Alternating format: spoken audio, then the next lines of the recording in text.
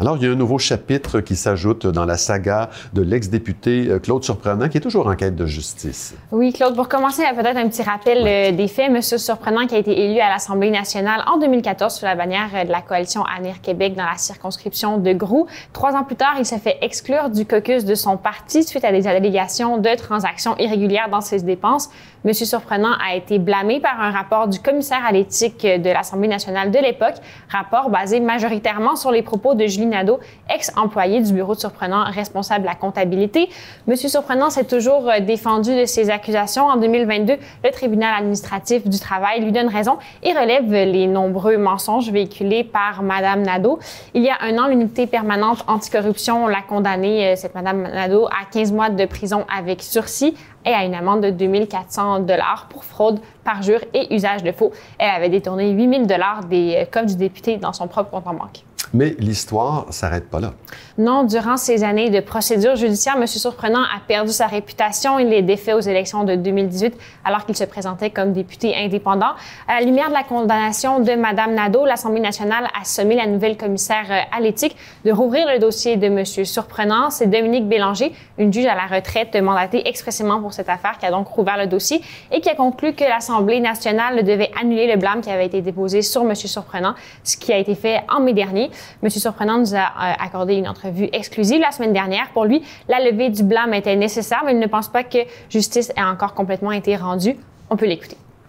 Puis après ça, c'est comme si j'avais gagné tout simplement, puis ça se terminait là. Beaucoup, je dirais, c'est unanime les élus à qui j'ai parlé, qui sympathient avec ce que j'ai vécu, mais j'ai toujours comme l'impression qu'il n'y a pas personne de suffisamment offusqué de ce qui s'est passé pour prendre la pôle et de m'aider. Dans son rapport, la juge Bélanger aurait relevé plusieurs irrégularités dans le premier rapport du commissaire à l'éthique ayant condamné M. Surprenant, qui déplore aussi le manque de collaboration de l'Assemblée nationale lors de sa défense. On l'écoute.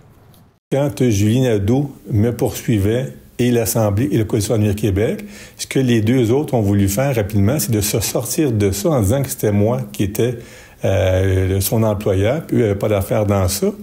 Mais après ça, ils m'ont pas aidé non plus à dénouer rapidement cette situation-là, parce que je demandais des choses, entre autres, à l'Assemblée, et on ne me les donnait pas. Donc maintenant, Clara, M. Surprenant demande une compensation financière à l'Assemblée nationale.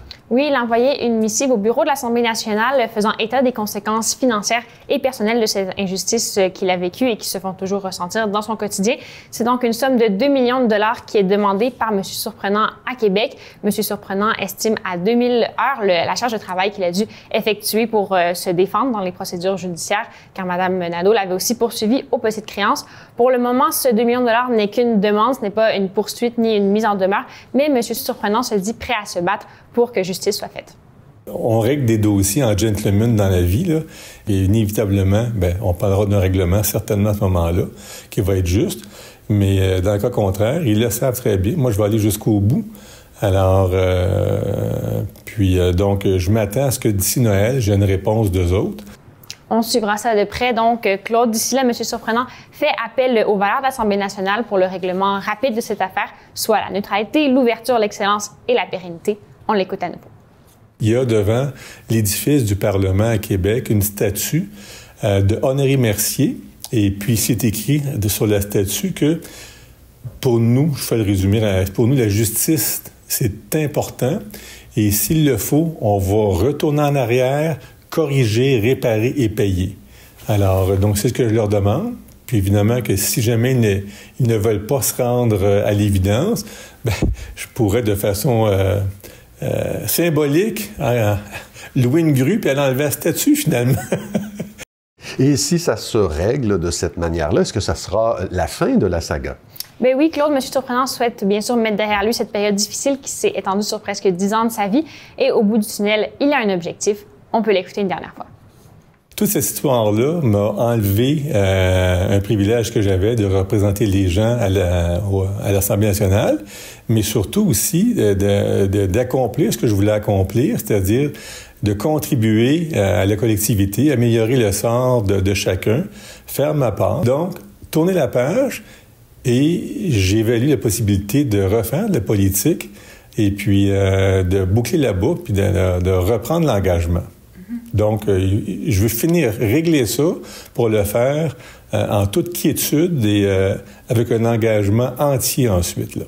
Dans une publication Facebook plus tôt cet automne, M. Surprenant a partagé son intérêt à se lancer dans la course à la mairie dans la ville de Sainte-Thérèse, qui, selon lui, a besoin de compassion et de vision. Je rappelle que M. Surprenant a publié un livre il y a 1 an, Une fausse avocate berne l'Assemblée nationale, la vérité défendue avec courage, dans lequel il raconte son histoire.